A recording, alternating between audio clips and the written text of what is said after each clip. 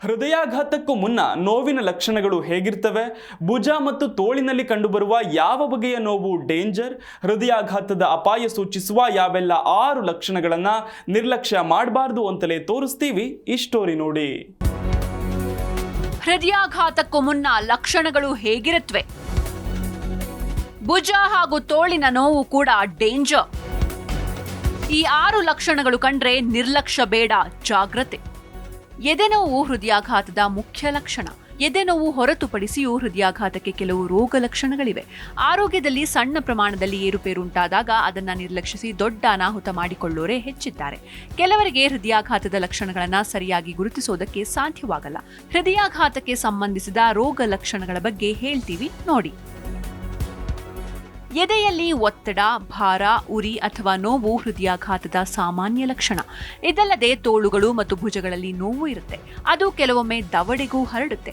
ಇದು ಕೂಡ ಹೃದಯಾಘಾತದ ಸಂಕೇತವಾಗಿರಬಹುದು. ಕೆಲವೊಮ್ಮೆ ಈ ನೋವು ಸಂಭವಿಸಿ ಹೋಗುತ್ತೆ, ಆದರೆ ಅದನ್ನು ಗಂಭೀರವಾಗಿ ತೆಗೆದುಕೊಳ್ಳೋದು ಮುಖ್ಯ ಎಂದು ವೈದ್ಯರು ಎಚ್ಚರಿಕೆಯನ್ನು ನೀಡ್ತಾರೆ. ಎದೆ ನೋವು ಅಥವಾ ಒತ್ತಡ. ಹೃದಯಾಘಾತದ ಸಾಮಾನ್ಯ ಲಕ್ಷಣವೆಂದರೆ ಎದೆಯಲ್ಲಿ ತೀವ್ರವಾದ ಒತ್ತಡ, ನೋವು ಕಾಣಿಸಿಕೊಳ್ಳುತ್ತೆ. ಈ ನೋವು ದೇಹದ ಬೇರೆ ಬೇರೆ ಭಾಗಗಳಿಗೂ ಹರಡುವ ಸಾಧ್ಯತೆ ಇರುತ್ತೆ. ಕ್ರಮೇಣ ನೋವು ಭುಜಗಳು, ಕುತ್ತಿಗೆ ಮತ್ತು ಕೆಲವೊಮ್ಮೆ ಬೆನ್ನಿಗೆ ಹರಡುತ್ತೆ. ಭುಜ ಮತ್ತು ತೋಳಿನಲ್ಲಿ ನೋವು. ತೋಳು ಮತ್ತು ಭುಜದ ನೋವು ಕೂಡ ಹೃದಯಾಘಾತದ ಒಂದು ಲಕ್ಷಣ. ನೋವು ಬೆನ್ನು ಮತ್ತು ಇತರ ಭಾಗಗಳಿಗೂ ಹರಡುತ್ತೆ. ಈ ರೀತಿಯ ಲಕ್ಷಣ ಕಾಣಿಸಿಕೊಂಡ್ರೆ ನಿರ್ಲಕ್ಷ್ಯ ಮಾಡಂಗಿಲ್ಲ. ಉಸಿರಾಟದ ತೊಂದರೆ. ಹೃದಯಾಘಾತ ಸಂಭವಿಸಿದಾಗ ವ್ಯಕ್ತಿಯ ನರಗಳ ಮೇಲೆ ಪರಿಣಾಮ ಬೀರುತ್ತೆ. ಉಸಿರಾಟಕ್ಕೆ ತೊಂದರೆ ಆಗುತ್ತೆ. ಇದು ಹೃದಯಾಘಾತದ 2ನೇ ಸಾಮಾನ್ಯ ಲಕ್ಷಣ. ತಲೆ ತಿರುಗುವಿಕೆ, ಅಹಿತಕರ ಭಾವನೆ. ಹೃದಯಾಘಾತದ ಲಕ್ಷಣ ಕೆಲವೊಮ್ಮೆ ಗೊತ್ತೇ ಆಗಲ್ಲ. ಸೌಮ್ಯವಾದ ರೋಗ ಲಕ್ಷಣಗಳನ್ನು ಹೊಂದಿರುತ್ತೆ. ತಲೆ ತಿರುಗುವಿಕೆ ಅಥವಾ ಅನಾನುಕೂಲತೆಯಂತಹ ರೋಗ ಲಕ್ಷಣಗಳಲ್ಲೂ ಸಂಭವಿಸುತ್ತೆ. ಬೆವರುವಿಕೆ ಮತ್ತು ಆಯಾಸ. ಹೃದಯಾಘಾತದ ಸಂದರ್ಭದಲ್ಲಿ ಕೆಲವೊಮ್ಮೆ ಇದ್ದಕ್ಕಿದ್ದಂತೆ ಬೆವರು ಶುರುವಾಗುತ್ತೆ. ತುಂಬಾ ಸುಸ್ತಾದ ಅನುಭವವಾಗುತ್ತೆ.